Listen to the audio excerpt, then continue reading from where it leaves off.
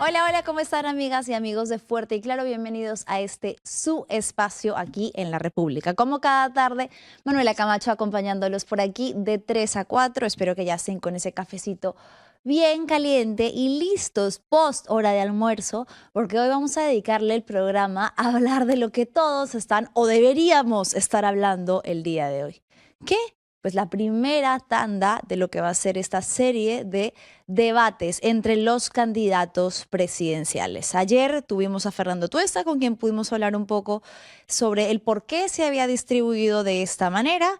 Y hoy vamos a tener también a un invitado, un politólogo, con quien vamos a analizar qué nos dejó lo que pudimos presenciar ayer. Sin duda, una serie más de ataques directos o de dichos, dimes y diretes personales que dejaron mucho vacío hacia las respuestas que queríamos escuchar y las propuestas que el electorado quería conocer. Vamos a ir rápidamente a la franja electoral y ya regresamos. Ya estamos de regreso y bueno, como les decía y como usted, querido espectador, espectadora, ya debe saber, ayer 23 de marzo fue la primera fecha de esta serie de debates que hoy continúan y mañana también y de los que por supuesto vamos a seguir hablando. Cuando estuvo Fernando Tuesta ayer en el programa nos explicó el por qué había tenido que dividirse en tantas fechas. Esta vez el debate es organizado por el Jurado Nacional de Elecciones, entonces tiene que obligatoriamente incluir a los 36 candidatos. En años anteriores, quizás usted veía y decía de repente por qué eran menos o de repente ya estaba un poco más cerca a cuando habían encuestas que arrojaban, ¿no?, los 3 primeros lugares, los 5 primeros lugares y era un poco más corto, breve el debate o entre menos candidatos. Bueno, eso era, según explica Tuesta, cuando el debate lo organizaba un medio televisivo, un medio de comunicación, pero el Jurado Nacional tiene la obligación de incluir a absolutamente todos los candidatos. Por eso es que al tratarse de 36 candidatos no puede obviamente llevarse a cabo en un día y se ha dividido a lo largo de la semana. Nosotros hemos visto, espero que ustedes también, todo el debate y hemos tratado de hacer un breve resumen para quien de repente no se pudo conectar a tiempo, para quien no lo pudo ver completo. Y algunos de los momentos, porque más vale reír para no llorar, que hemos logrado separar de aquello que nos dejó este debate. Vamos a hacer un breve análisis más adelante con Alonso Cárdenas, quien es politólogo y va a hacer una lectura de lo que hemos podido ver. Pero, ¿qué les parece si empezamos a hacer el repaso de lo que fue el día de ayer, ¿no? Bueno, la primera tanda estaba conformada por Marisol Perestello, de Primero la Gente, y José Luna, de Podemos Perú. Si se estaban preguntando por qué en el resto de tandas había 3 candidatos y en esta primera solamente habían 2, bueno, esto se debe a que el tercero era el candidato Napoleón Becerra, que falleció hace apenas algunas semanas. Entonces solamente se conformó por esta tanda de 2 candidatos. Lo primero, el primer tema que tenían que abordar era seguridad ciudadana, lucha contra el crimen organizado. Luego, en la segunda tanda, lucha contra la corrupción, economía, generación de empleo, educación, salud y tecnología. Marisol Perestello arremetió directamente apenas inició el debate. Ella comenzó a hablar sobre el Congreso y la responsabilidad que este Congreso deslegitimado tiene sobre la aprobación de las leyes conocidas como leyes pro crimen, que, ojo, también, según recordó directamente la moderadora Claudia Chiroque, han sido así llamadas incluso por la Fiscalía. No es solamente un término del común denominador, no. Han sido llamadas de esta manera a través de un comunicado que hizo el Ministerio Público en contra, oponiéndose a este paquete de leyes que hacen más compleja la desarticulación de bandas criminales. Y específicamente habló sobre el rol que había tenido Luna Gálvez y su bancada, Podemos Perú, en la aprobación de estas leyes. Le dijo directamente, aprovechó que pues tenía a Luna Gálvez al frente, y le dijo que su bancada había sido partícipe y que incluso él, como congresista, había votado por estas leyes pro crimen y se había logrado favorecer. Hay una ley en particular de la que sería interesante revisar, ¿no?, que es a la que probablemente se refería Perestello. Vamos a ver primero el clip en el que le señala directamente a Luna Gálvez esto que les estoy indicando. Esas leyes procrimen han sido aprobadas por el Parlamento y por muchos de los que están acá representados. En particular, el señor Luna ha votado a favor del impedimento de incautar explosivos a los reinfos suspendidos, de la ley Soto, de la norma para cumplir la ley Soto, de los plazos recortados para la colaboración eficaz y de la restricción de los delitos investigados por crimen organizado. Si eso no es favorecer la criminalidad organizada en el Perú, díganme qué cosa lo es. Muy bien. Señor José Luna, tiene usted la palabra por un minuto más. Bueno, nosotros no hemos presentado ninguna ley pro crimen. Nosotros absolutamente ninguna. Pero la señora sí es la ministra de Odebrecht y las leyes pro crimen empezaron con ella porque se llevaron más de 500 millones los de señores de Odebrecht. ¿Ha terminado? ¿Y señor Luna? Ha Sí. terminado. Muy bien.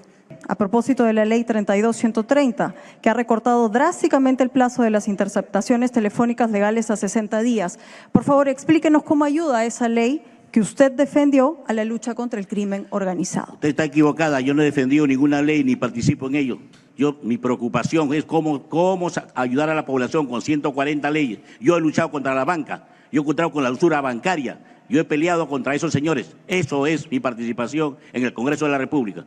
Bien, se exalta entonces Candidata, Luna Gálvez en dos Peristillo, momentos, adelante, ¿no? Claudia. Cuando la moderadora, la periodista Claudia Chiroque, le recuerda la participación de su bancada en esta ley en particular y él la busca atacar directamente diciéndole usted está equivocada, yo no he participado, desviando un poco la atención. Bueno, hay un informe de Convoca que ha detectado que José Luna Gálvez ha votado 12 veces en 12 ocasiones distintas a favor de alguna de estas leyes consideradas dentro del paquete de leyes pro crimen, que es algo que ahora él pretende desconocer. Y no solamente eso, en particular en la ley 32108, que modifica la definición de organización criminal y que es una ley que la defensa de Luna Gálvez ha utilizado o ha intentado argumentar incluso utilizándola a favor del caso en el que está implicado, los gángsters de la política. Entonces, de lo que se le estaba señalando aquí era un hecho probado, porque como además muy bien le dijo la candidata Perestello, ella no tenía por qué recordar los votos, sino que los votos son públicos. La mayoría de los votos en el Congreso, salvo en ciertas ocasiones excepcionales, son públicos. Cualquier persona puede saber a favor de qué ley votó o no un congresista y es verificable que José Luna Gálvez y su bancada Podemos Perú han votado antes a favor de este paquete de leyes pro crimen que ahora pretende desconocer. Por otro lado, Luna Gálvez aparentemente la única propuesta en la que era reincidente era en la presencia del señor Daniel Urresti, prometiendo y adelantando que iba a ser el ministro del Interior y que básicamente era un superhéroe que iba a hacer que si él llegaba al cargo todo iba a estar bien y todos los problemas de seguridad ciudadana iban a desaparecer. En el apenas minuto 30 que tuvo inicialmente, lo mencionó 2 veces. Es decir, gran parte de la campaña que Luna Gálvez está llevando ahorita hacia la presidencia pretende centrarse en la presencia de Daniel Urresti. De hecho, Daniel Urresti, que estuvo sentenciado pagando condena por el homicidio de Hugo Bustíos, se ha favorecido también de una de estas leyes aprobadas por un Congreso, repito, deslegitimado y con un récord histórico de desaprobación. ¿Cuál es esta? Y que se la mencionó la candidata Perestello, la ley Soto 32107, la ley que determina la prescripción de delitos de lesa humanidad, una ley a la que la defensa de Urresti pretendió apelar cuando fue aprobada en el Congreso y que el Poder Judicial inicialmente le negó y que finalmente fue el Tribunal Constitucional a través de una habeas corpus que termina dándole la razón y haciendo que la sentencia se anule. Ojo, no es cierto lo que ha señalado el candidato Luna Gálvez, que Urresti ha sido declarado inocente. Urresti no ha sido declarado inocente.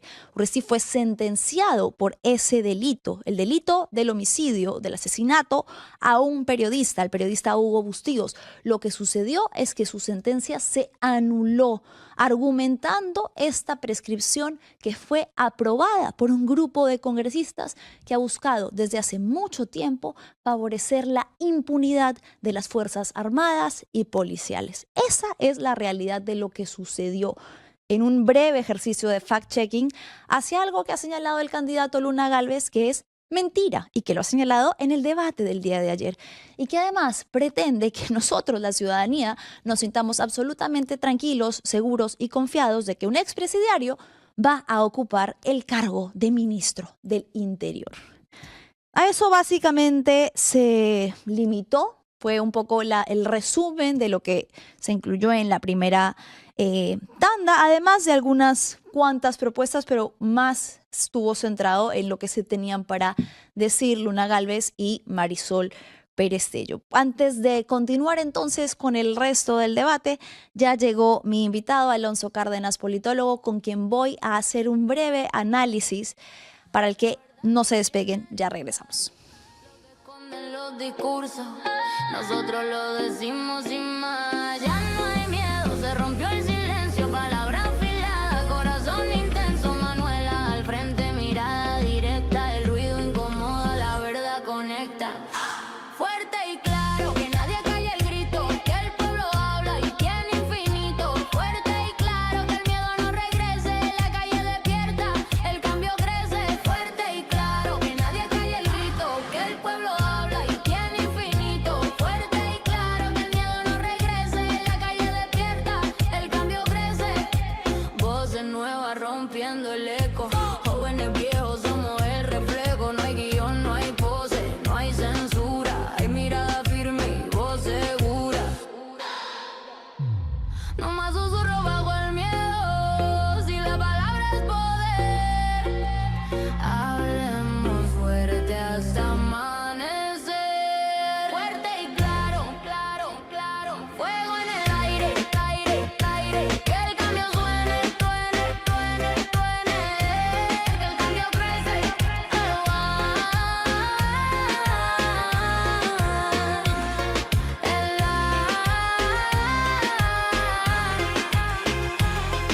el aire, que el cambio suene. Bien, y ya estamos de regreso y me acompaña Alonso Cárdenas, politólogo, para analizar, si es que se puede utilizar esa palabra, rememorar lo que hemos visto ayer, que personalmente, Alonso, no creo que haya estado a la altura de lo que debería ser un debate presidencial. ¿Cómo estás? Gracias por haber venido. No, muchísimas gracias por la invitación. Muy buenas tardes. Y efectivamente, ¿no? Lo que vimos ayer fue un espectáculo, pues, terrible, ¿no? Triste, que dice mucho de lo que se ha convertido la clase política en el Perú, ¿no? ¿Cómo es posible que nuestros líderes políticos, los candidatos a manejar la cosa pública, el tesoro público, los impuestos, tengan ese nivel, ¿no? Cómo se ha deteriorado, cómo ha ido colapsando, implosionando el sistema de representación política, ¿no? Y lo mencionábamos antes de entrar al aire, estos actores de opereta que están ahora tratando de roer del Estado, son la consecuencia de un problema muy profundo, ¿no? Un problema muy profundo que venimos arrastrando hace décadas, pero que el coronavirus exhibe en toda su magnitud y además acelera, ¿no?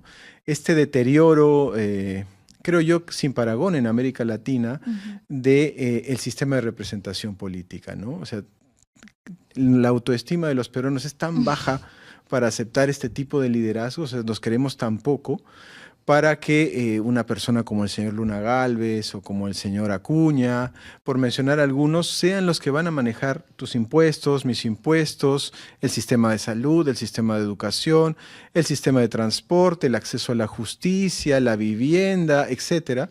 En manos de estas personas vamos a dejar que la salud de nuestros hijos, su educación, ¿no? El acceso al esparcimiento, a la cultura, etcétera, esté en estas manos. O sea, es como que una cachetada, ¿no? En cómo este proceso de deterioro que se ha agravado últimamente ha llegado ya a niveles del subsuelo, ¿no? Incluso para los estándares de un país latinoamericano, ¿no? No, es gravísimo lo que tenemos como alternativas, porque además es una, como tú decías, es la continuación de grupos un poco más grandes que están detrás. Y creo que no me quedaría solamente en esto que muy importante has mencionado de quienes van a manejar de cierta forma nuestras vidas, ¿no? Nuestro dinero, el dinero del Estado, sino que muchas veces nos hacemos la pregunta, ¿no?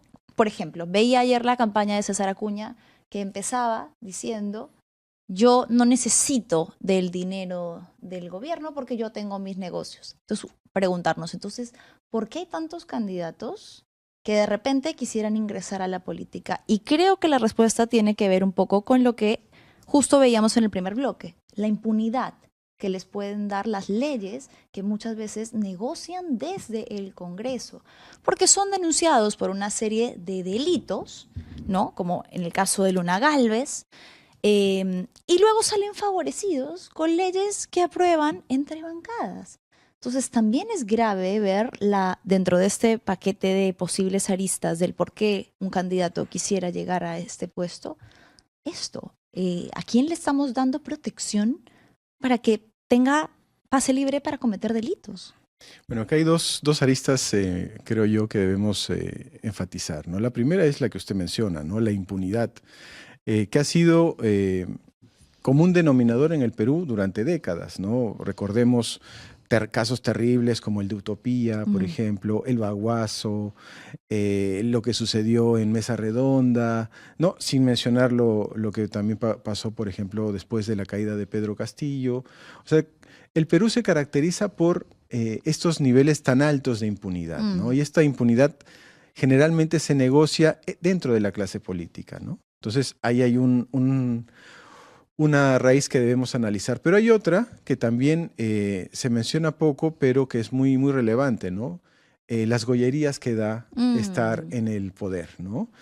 Si uno postula a ser senador, el sueldo es 40,000 soles mensuales. Además, tienes gratificación, CTS, seguro privado, tienes un equipo de seguridad, chofer, 20 asesores, 5 secretarias, viajes gratis por todo el mundo. ¿Con qué preparación? O sea, si tú quieres aspirar a un cargo de esas características en el sector privado, no, es dificilísimo, tienes que tener, ¿no? Maestría, doctorado y 20 años de experiencia. Exactamente, ¿no? En cambio, en el Perú, para ser senador solamente se te exige edad mínima, 45 años de edad y ser nacional peruano, ¿no? Y ya, o sea, ni siquiera hablando de la vara mínima de no tener antecedentes, porque la cantidad de candidatos con antecedentes que nos hemos venido a enterar es increíble. Claro, entonces, ¿por qué no aplicar los mismos criterios que se aplican, por ejemplo, cuando uno va a postular a ser un gerente general, ¿no? Lo primero que te piden es, oye, ¿tú tienes antecedentes penales, judiciales, policiales? Porque ese es el primer filtro y después ven efectivamente tu trayectoria, tus estudios, tus logros, etcétera, ¿no? Entonces, alcanzar un puesto en el Senado, en el actual Senado peruano, que es probablemente uno de los mejores remunerados del mundo, ¿no? Porque esa es la realidad, pues es como sacarse la tinca para estas personas que la verdad no tienen méritos, no tienen trayectoria, no tienen pergaminos para llegar a estar sentados en la Cámara que efectivamente va a tener el poder, ¿no? Porque el presidente de la República, como ya no hay cuestión de confianza, ya es, digamos, un títere, ¿no? Del Congreso, del Congreso. Y la Cámara Baja, pues, ha perdido poder en contra este super Senado, ¿no? Que no lo puede cerrar. Además va a elegir al Defensor del Pueblo, al Tribunal Constitucional, en fin, ¿no? Entonces, es un enorme poder que se le va a dar a personas que claramente no están preparadas para el cargo. Y otra cosa más que mencionábamos también, ¿no? Que es importante que la audiencia lo sepa. Ahora que hay más escaños, más curules, porque la Cámara se ha dividido, pese a que la población votó en contra de la bicameralidad, vamos a tener 2 cámaras, va a ser un poco menos exigente, menos complicado que se alcance el porcentaje para pasar la valla electoral y por lo tanto va a haber mayor facilidad para ingresar a el Congreso, Senado o Cámara de Diputados. Bueno, efectivamente, ¿no? Como este Congreso dinamitó la reforma política, se eliminaron las PASO, ¿no? Estas elecciones intermedias obligatorias, ¿no? Y pasamos de tener un sistema de partidos atomizado a un sistema de partidos liliputense, ¿no? Es decir, hay 36 partidos en la contienda y eso obviamente fragmenta el voto. Y como solamente se contabilizan votos válidos, ¿no? Es decir, si tú anulas tu voto, estás favoreciendo a los partidos que ya tienen más presencia en el Congreso. Pero acá viene pues la trampa, ¿no? No sé si usted ha visto cómo es la boleta de la elección, ¿no? O sea, necesitas pues casi un doctorado para poder entender la complejidad de esa boleta, porque son 36 símbolos para 5 elecciones diferentes. Entonces es muy difícil, la verdad, poder entender eso. La gran mayoría de los peruanos está furioso con su clase política, la repudia, y va a ver eso y va a decir, bueno, estos malditos, ¿no? Ratas, etcétera, y va a escribir así, y eso va a anular el voto. Lo cual favorece a este tipo de organizaciones que han, digamos, aprobado este tipo de leyes, ¿no? Tenemos aquí para poder verla, ¿no? Mire esa sábana, pues eso parece un menú de un restaurante, ¿no? Esto es lo que la persona, ¿no?, va a llegar a su mesa y va a recibir. Y probablemente además porque no se ha hecho hasta ahora, y no sé si está planificado, pero simulacros que incluyan la cédula, que creo que no es algo que se está teniendo en cuenta, y que como usted dice, o me voy a perder, o de repente por ahí que sé algunos, pero los otros no tengo idea de qué estoy haciendo, y que sin quererlo podría estar favoreciendo a los partidos que son los que han estado durante todo este tiempo en parte de la clase política. Por ejemplo, si yo llegara y dijera, odio a esta clase política, no quiero votar por ninguno, anulo mi cédula, estoy regalándoles un voto. Claro, ¿por qué? Porque el voto blanco, el voto viciado, reduce el porcentaje de votos válidos, obviamente. Entonces, al haber menos votos válidos, el nivel que tú tienes que llegar para pasar la valla es menor, ¿no? Obviamente esto se ha hecho con intencionalidad, con la intencionalidad de confundir al electorado para que con muy pocos votos puedas pasar una valla electoral o con muy pocos votos puedas llegar a una segunda vuelta. Porque recordemos en la elección de Pedro Castillo con Keiko Fujimori, Pedro Castillo pasa a segunda vuelta con 18% de los votos válidos. Y Keiko Fujimori con 13%, pero era un padrón electoral de 18 partidos, que ya es alto para América Latina, ¿no? Pero no era de 36. Claro. Entonces, imaginemos que pasa el candidato A, el candidato B, va a pasar uno con 10 y el otro con 9 de los válidos, porque hay un porcentaje que no va a votar, ¿no? Claro.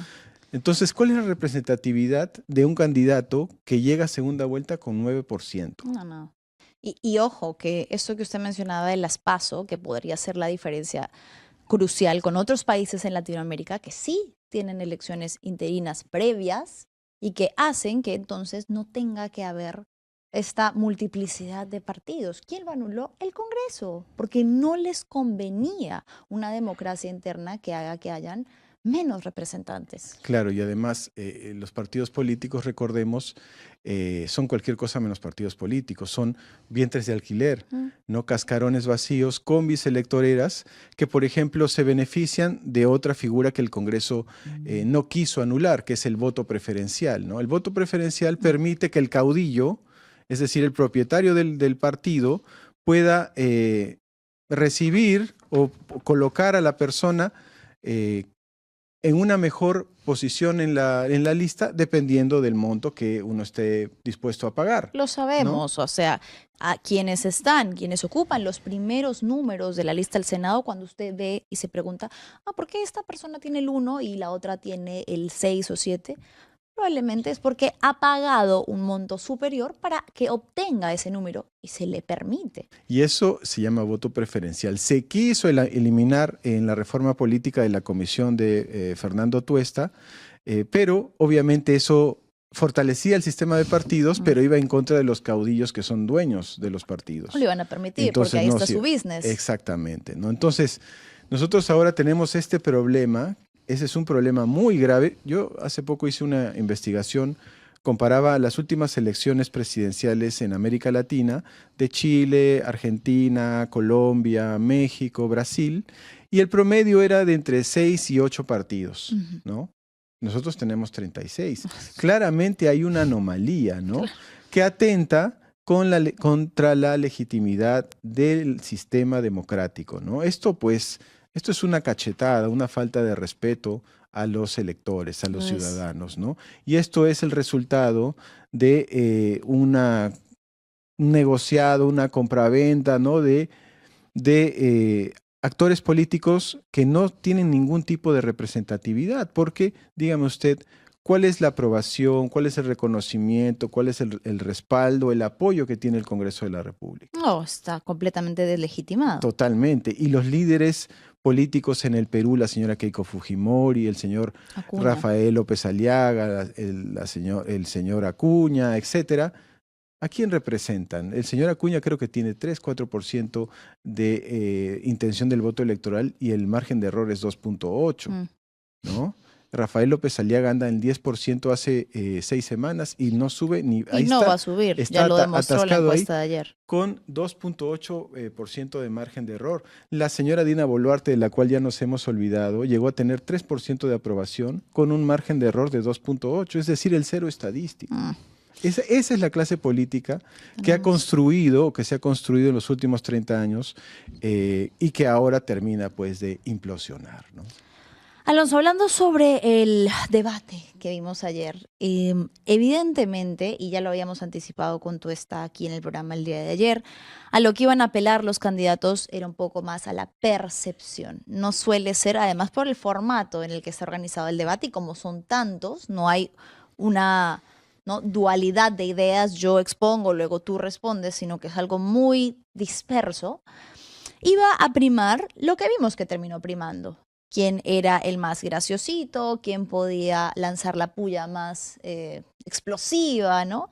Que a mí en lo personal, pues sí, me puede resultar entretenido y etc., pero no es lo que debería ser un debate presidencial a estas alturas, en las que el 36% del electorado no tiene idea por quién va a votar. Y podría haber sido quizás un espacio en el que los candidatos aprovecharan para eso, para hablar de propuestas. Pero poco o nada, y no sé si coincides conmigo, ese es lo que hemos visto ayer. Claro, digamos, el formato no ayuda, ¿no? Porque recordemos que lo que hemos visto ayer es 1 de 3. Sí. ¿No? Entonces, si un ciudadano quiere ser responsable y ejercer el voto informado, tiene que ver 3 debates electorales de 3 horas cada uno en promedio durante 3 noches seguidas. ¿No? O sea, es pedirle peras al olmo, sí, ¿no? Claro. Totalmente una falta de respeto, ¿no? Yo creo que tampoco el formato ayudó, porque, digamos, debatir sobre inseguridad ciudadana en 1 minuto y medio es muy difícil, ¿no? Pero bueno, eso es lo que se pudo organizar a través del Jurado Nacional de Elecciones, tomando en consideración esto, porque tenemos 36 candidatos, 35 porque el señor Napoleón falleció, ¿no? Pero... independientemente del formato, yo creo que yendo a la sustancia, al tema de fondo, las propuestas eran generalidades, no decían el qué, pero no el cómo. Algunos candidatos se notaba que no se sentían cómodos explicando y hablando. Por ejemplo, el señor Rafael López Aliaga, lo único que hizo fue leer, no contestó ninguna pregunta. Creo que, dadas sus limitaciones, salió airoso, ¿no? Porque pudo haberse convertido en un meme, como sucedió en la elección presidencial del año pasado, donde ni siquiera podía hablar, recordarás. Sí, claro. ¿No? Esta vez prefirió esquivar las preguntas. Cuando le dice la periodista, ¿por qué ahora propone cerrar las Malvinas? Ya fue alcalde, no lo hizo. Dijo, prefiero no usar mi tiempo. Sí, o sea, digamos... recordemos, y esto es muy importante, que ellos están postulando a un cargo público y se deben a los ciudadanos. O sea, tú eres los que hemos tenido la responsabilidad de trabajar en el Estado, somos servidores públicos. Nuestro trabajo es la función pública, es rendirle cuentas al ciudadano porque estamos utilizando su dinero para hacer carreteras, hospitales, etcétera, ¿no? Entonces, Si tú no quieres responder, no puedes ser un buen servidor público porque la base del sistema democrático es la rendición de cuentas, la transparencia en el uso de los recursos del Estado que le pertenecen a todos. Y eso es algo tan básico, tan fundamental, que los candidatos, en muchos casos, como el señor López Aliaga, no ha querido contestar. No, han preferido. Entonces, estas generalidades, bueno, yo voy a empezar a matar gente, ¿no? Que la verdad no resuelven el tema de fondo, agrava, porque hay que ver también no solamente la persona, sino el sistema, el deterioro, que yo he dicho muchas veces ya hace muchos años, es irreversible del sistema de representación política en el Perú. Lamentable. Bajo las actuales normas y leyes, esta situación habrá que esperar el milagro, ¿no? Que se nos aparezca la Virgen del Chapi para poder revertir el deterioro de una clase política que, según Barómetro de las Américas, Latino Barómetro, es la más desprestigiada y la más corrupta de América Latina. De América Latina. Alonso, para ir cerrando, ¿qué le espera al electorado en estos próximos días de debate?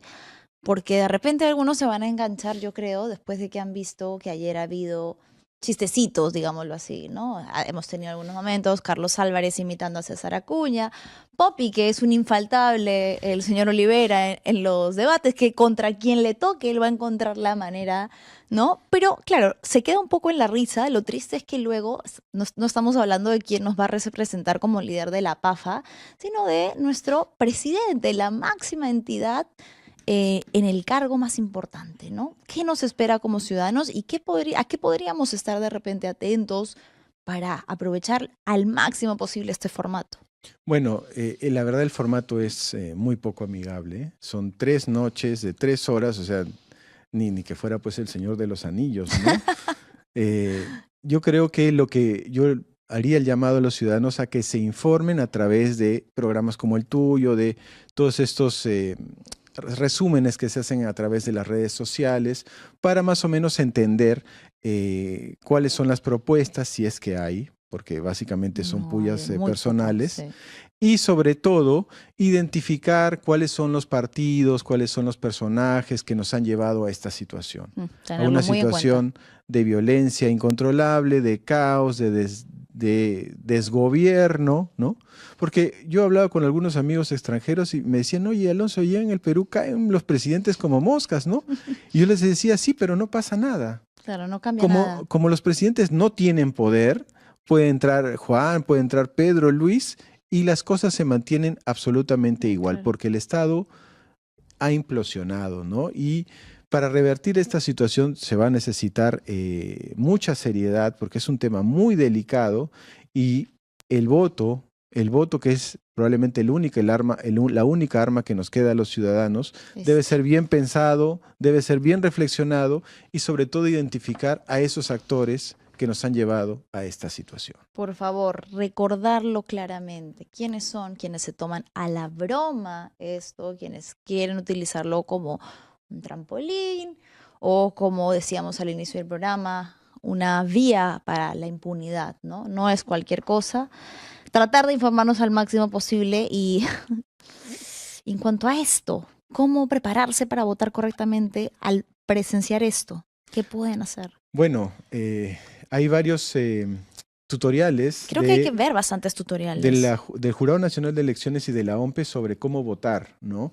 Y también algunas universidades, algunos programas como el tuyo están haciendo pedagogía sobre qué hacer con esta sábana de simbolitos que no dicen nada para votar por presidente, vicepresidente, parlamento andino. Sabe Dios qué será eso, ¿no? Pensará la gran mayoría de los ciudadanos. Senadores y diputados. Diputados, ¿no? claro, recordemos, ¿no? Está Diputados Lima, Parlamento Andino y los senadores que tiene a nivel nacional y también Lima. Son 5 diferentes elecciones. Exacto. Por 36. Por 36, o sea, 5 por 36. Creo que lo que ha dicho es súper importante, ¿no? Buscar medios, todos los posibles, para poder ver, así sea explicado en el tutorial más básico, cómo marcar, de qué manera asegurarme de no anular, de no invalidar y de realmente asumir esto como una responsabilidad que tenemos, de un derecho grandísimo que tenemos para, de cierta manera, o revertir la situación o por lo menos no permitir que sean los de siempre quienes sigan beneficiándose de esta. Ha sido Alonso Cárdenas, politólogo, a quien agradecemos mucho habernos acompañado. Ya regresamos. Nosotros lo decimos sin más, ya no hay miedo, se rompió el silencio, palabra afilada, corazón intenso, Manuela al frente, mirada directa, el ruido incomoda, la verdad conecta. Fuerte y claro, que nadie calle el grito, que el pueblo habla y tiene infinito. Fuerte y claro, que el miedo no regrese, la calle despierta, el cambio crece. Fuerte y claro, que nadie calle el grito, que el pueblo habla y tiene infinito. Fuerte y claro, que el miedo no regrese, la calle despierta, el cambio crece.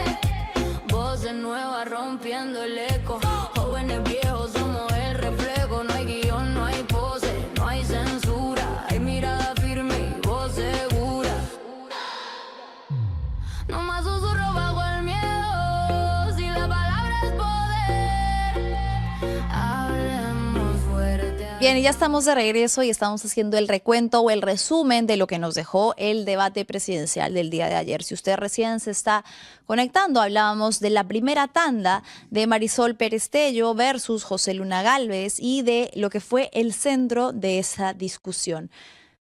Perestello señalándole a Luna Gálvez como este y su séquito se habían favorecido de las leyes consideradas leyes pro crimen por la misma fiscalía, y Luna Gálvez negando, pese a la evidencia de los votos que son públicos, que efectivamente su bancada Podemos múltiples veces ha favorecido la aprobación de estas leyes y que incluso aquella persona que él presenta como el flamante futuro ministro del Interior se favoreció con una en específico, la ley Soto de la prescripción de delitos de lesa humanidad. Pasamos a la siguiente tanda, que estuvo protagonizada por López Chau, por Lezcano y por Carlos Álvarez. Aquí los está viendo a López Chau con una cara curiosa que fue la que mantuvo a lo largo de todo el debate. Álvarez, de País para Todos, insistió en esta propuesta populista, absurda, de retirar al Perú del Pacto de San José, algo que sería, ya lo han dicho múltiples especialistas, muy difícil de llevar a cabo y además sumamente peligroso y gravísimo para el sistema judicial completamente quebrado que tenemos aquí en el Perú. López Chau se enfocó, por otro lado, en el tema de la corrupción en el Perú, pero no habló en esta primera tanda de aquello que le correspondía, que era seguridad ciudadana. Y Lezcano se dirigió directamente a López Chau y le señaló que este había sido encarcelado por robo. Escuchemos lo que le dijo. ¿Por qué el señor López Chau estuvo encarcelado, sentenciado por el delito de asalto y robo? Y no lo dijo. Le mintió al país diciendo que había luchado contra la dictadura de Velasco. Le mintió al país por un delito tan grave.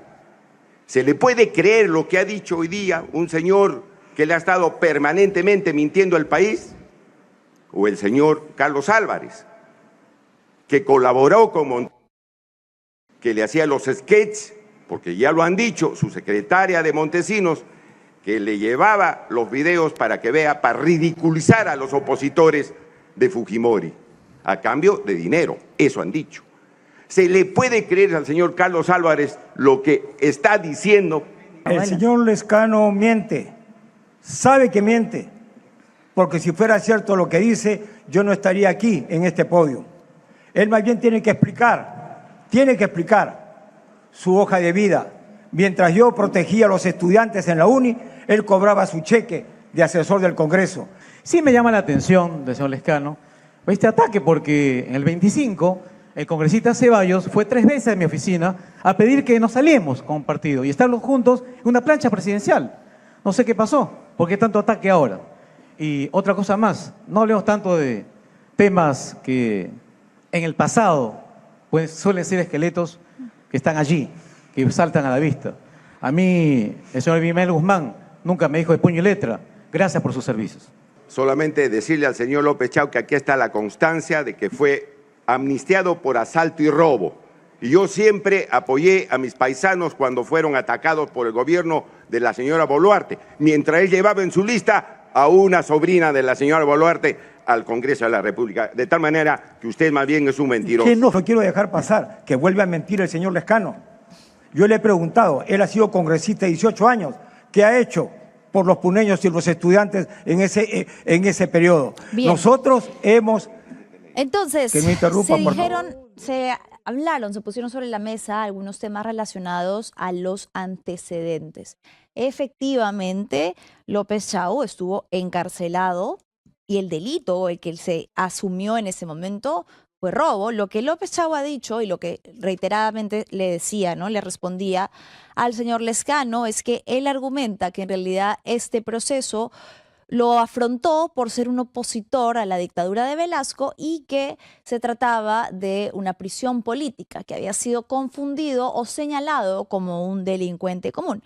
Y en el caso de Carlos Álvarez, pues sí, efectivamente le recuerda los procesos judiciales que ha tenido relacionados con Alberto Fujimori. En el 2002, Álvarez enfrentó un proceso por peculado, acusado de recibir entre $2.000 y $3.000 por colaborar con la campaña de reelección de Alberto Fujimori a través de su programa en la televisión estatal.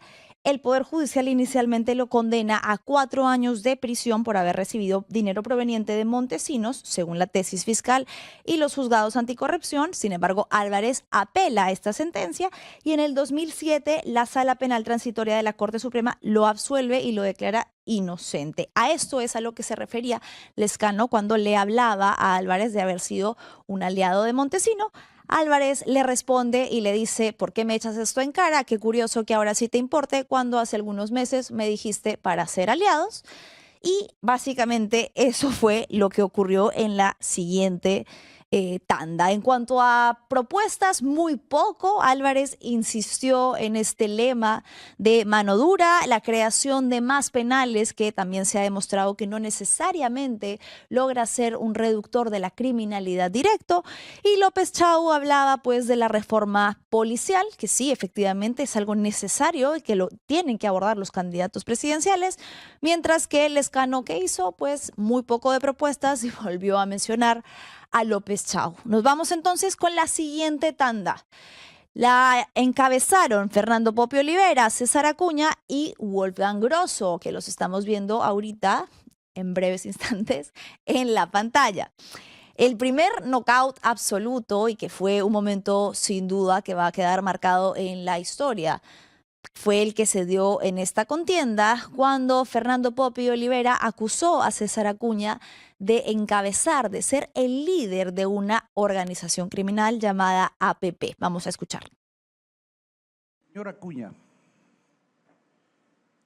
usted lidera una organización criminal que se llama Alianza para el Progreso y tiene esa formación desde tempranamente vincularse a los narcotraficantes, los Sánchez Paredes, de los cuales usted es acusado de ser testaferro y a partir de allí utilizar la universidad como lavandería. Usted actualmente ejerce la extorsión con sus estudiantes a quien obliga a ir a sus mítines, con sus trabajadores bajo amenaza de ser despedidos si es que no concurren a sus mítines. Con usted la delincuencia ha crecido, las jaurías, los pulpos en su gobierno regional han avanzado y tienen sometido. Trujillo es un ejemplo. Señor Acuña. Bien, eso fue entonces lo que le dijo directamente sobre el partido que lidera Alianza para el Progreso. Acuña ha dicho que va a denunciar por difamación a Popi Olivera, que le habló sobre los vínculos que se le han señalado a César Acuña directamente con organizaciones criminales e incluso ya se menciona aquí al caso de los Sánchez Paredes, una familia que ha sido investigada por lavado de activos presuntamente provenientes del narcotráfico. Se ha dicho, incluso existe un libro entero, Plata como cancha, que habla, si a usted le interesa conocer un poco más sobre este tipo de acusaciones y de vínculos que, de los que ha sido señalado César Acuña de tener presuntamente con el narcotráfico. Esto es entonces la mención que le hizo Popi Olivera en ese momento. Acuña dijo que lideraría la lucha contra la seguridad. Evidentemente lo que quiso decir era que iba a liderar la lucha contra la inseguridad y trató de poner como bandera, como una gran representación de sus campañas, o de, mejor dicho, sus logros, sus periodos consecutivos en Trujillo, algo que definitivamente no lo favorecería, porque veamos cómo se encuentra en este momento la libertad desbordada de criminalidad, sicariato y extorsiones. Y bueno, Grosso, que estaba ahí un poco adicional antes de terminar con este bloque, habló de la reforma del sistema judicial. No dijo mucho más, quedó un poco como en el medio de este sánduche de dimes y diretes. Vamos a ir brevemente a la franja electoral y ya regresamos. Bien, entonces tuvimos la tercera tanda, que estaba encabezada por Rafael López Aliaga, Alex González y José Williams, y que también nos dejó algunos momentos para la posteridad. Al parecer, Alex González, el exalcalde, dijo: voy a aprovechar que tengo enfrente a Rafael López Aliaga, otro exalcalde, y le recordó, sacó una especie de planillón muy parecido a este, en el que señaló que tenía múltiples denuncias que habían sido presentadas en su contra ante el Ministerio Público. Veamos. Aquí les presento la lista interminable de denuncias ante el Ministerio Público, ante el Poder Judicial, que tienen un nombre: el señor López Aliaga, que antes que ofrecerle algo al país... Bueno, le mostró, entonces le dijo: aquí tengo las pruebas como una persona que pretende, osa ocupar el cargo presidencial, entonces tiene este tipo de antecedentes. Y no fue lo único, tuvo también un segundo ataque directo contra López Aliaga, en el que le recordó, y acá se enfocó en su experiencia como alcalde de Lima. Dijo: ¿cómo nosotros podemos confiar en alguien que ha dejado el cargo antes de tiempo y que además dejó ese cargo en condiciones deplorables, dejando a la ciudad de Lima completamente abandonada? Y este supuesto hito emblemático de López Aliaga, que era el tema de los trenes, y que hoy por hoy están abandonados, parte de una exposición de chatarra pura. Vamos a ver qué fue lo que le dijo. ¿Quién le puede creer que juró que no iba a traicionar el voto de los ciudadanos y terminaba su mandato como alcalde? Nos dejó Lima, potencia mundial del crimen. Lima y los trenes chatarras y 4.000 millones de soles de bonos. ¿Quién le puede creer a un mentiroso? Responda, López.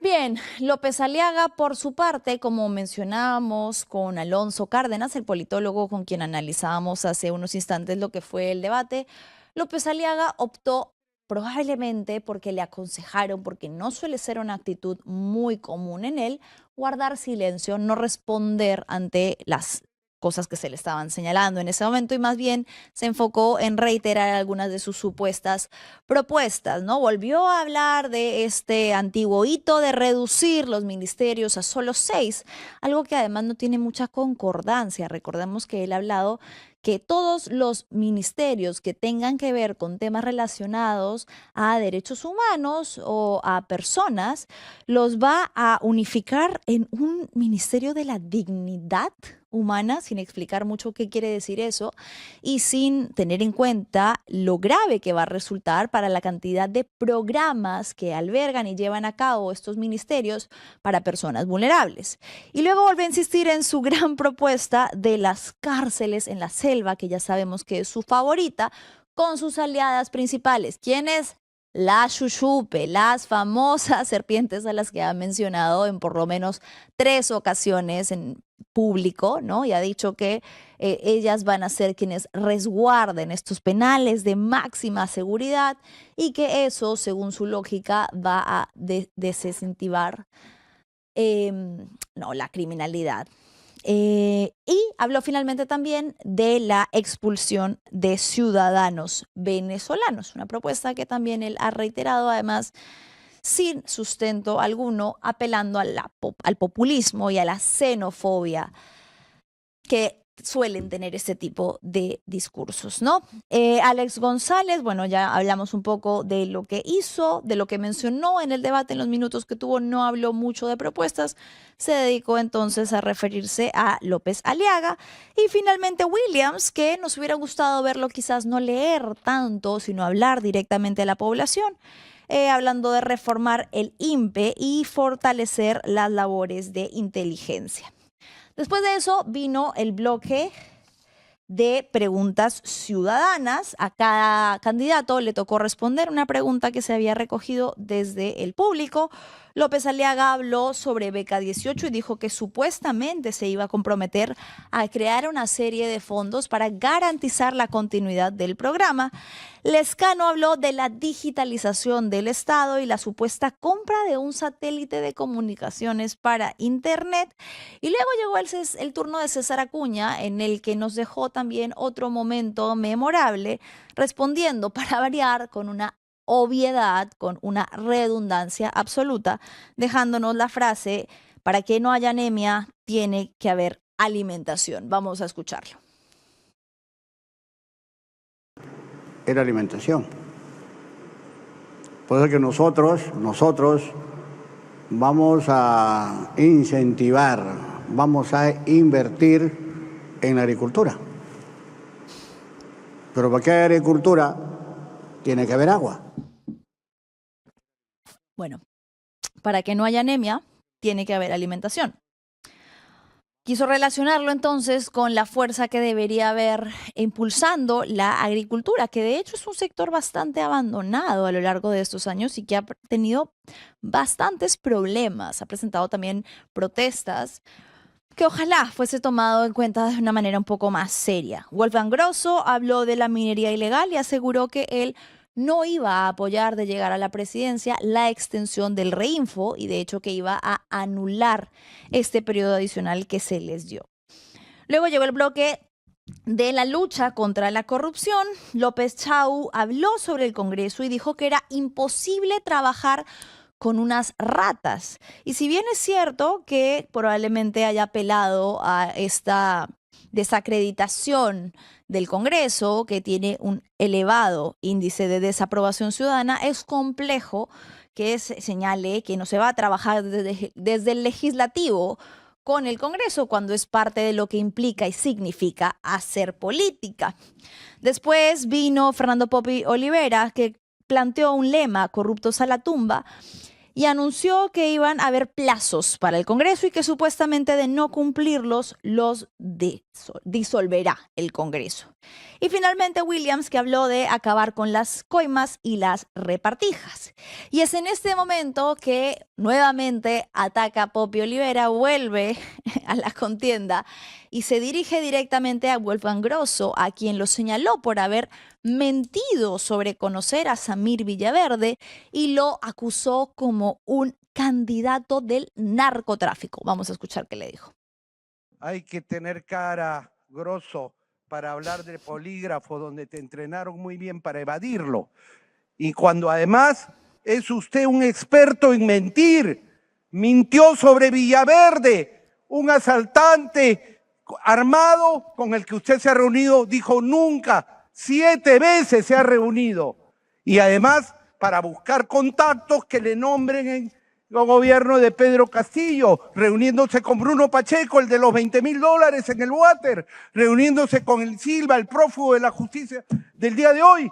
¡Qué cara, señor! Yo quisiera que usted, que dice que es de inteligencia, pero que después no sabe nada, me diga durante su gestión cuántas avionetas de narcotráfico fueron derribadas.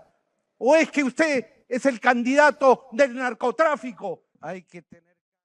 Bien, Grosso optó por no responder y lo que le dijo es que esta iba a ser una representación de lo que sería un posible gobierno de Olivera, en sus palabras, un circo. ¿A qué se refería? Si usted se está haciendo la pregunta, a que Grosso como candidato había señalado no conocer a Samir Villaverde y fue este mismo quien lo desmintió, además con una serie de fotografías de lugares en los que estuvieron no solamente coincidiendo, sino juntos, de manera física, presencial y cercana.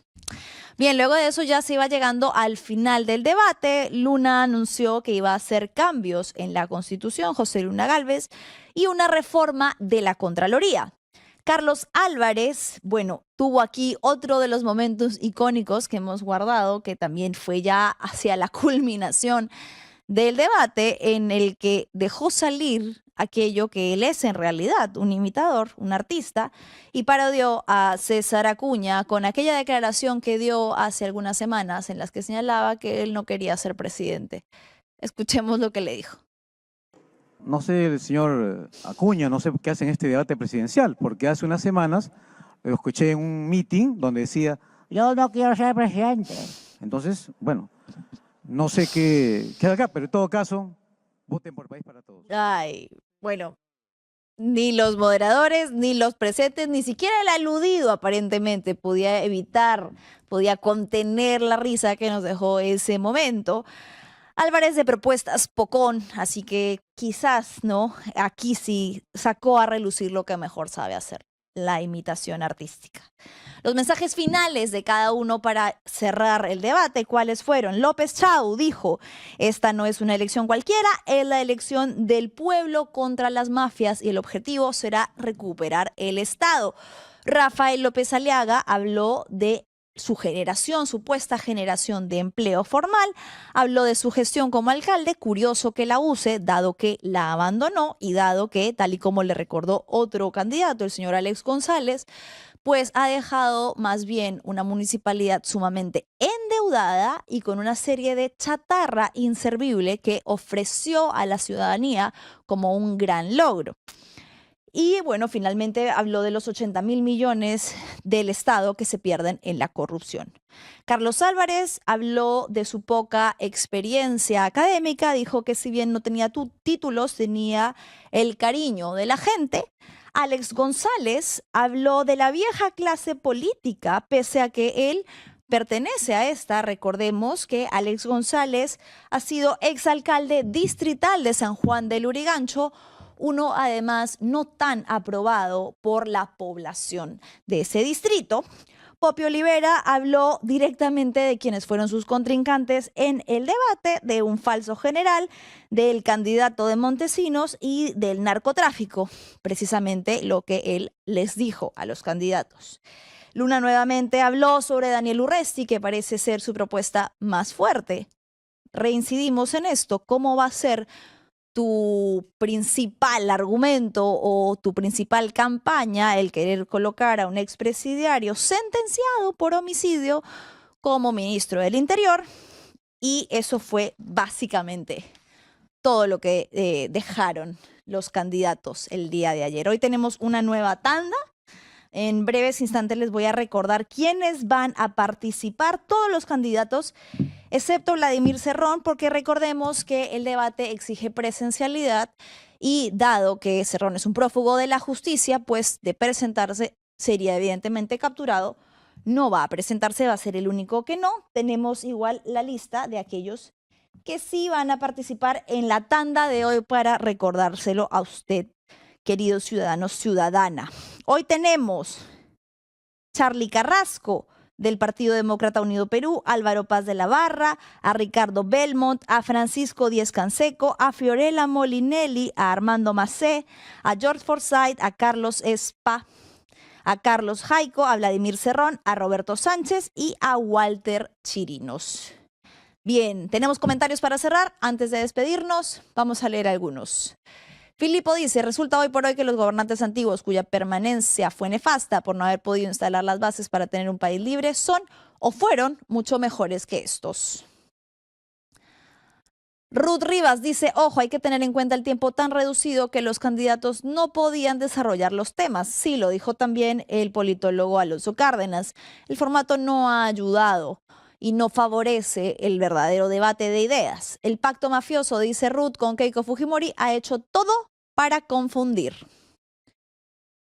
Pame atención, no voten nulo ni blanco, en eso confía la señora K. Ya lo explicamos, como el voto nulo y blanco, y lo seguiremos diciendo, ojalá más cerca de las elecciones, podría terminar favoreciendo a esos a los que usted quiere enterrar. Esa cartilla de votación parece ludo, nos dice Ledoc. Pame Atencio, López Aliaga, Keiko Acuña están en el Congreso gracias a los votos en blanco, nulo y viciado. Ledoc, lo que no debemos hacer es votar blanco o viciado porque eso ayuda al voto de los demás. Mejor elijamos un candidato, de preferencia uno nuevo. Listo, con eso entonces cerramos. No se olviden de sintonizar el debate esta noche para poder estar mañana aquí en Fuerte y Claro conversando sobre aquellos momentos que nos va a dejar, ojalá, un poco más a la altura de lo que debería ser un intercambio de propuestas. No se olviden, como cada tarde les recordamos, de lo importante que es su interacción para nosotros, de darle like a este programa en este momento, si está conectado o si lo está viendo en diferido, de compartir y de suscribirse. Con nosotros será hasta mañana aquí en Fuerte y Claro. Chao, chao.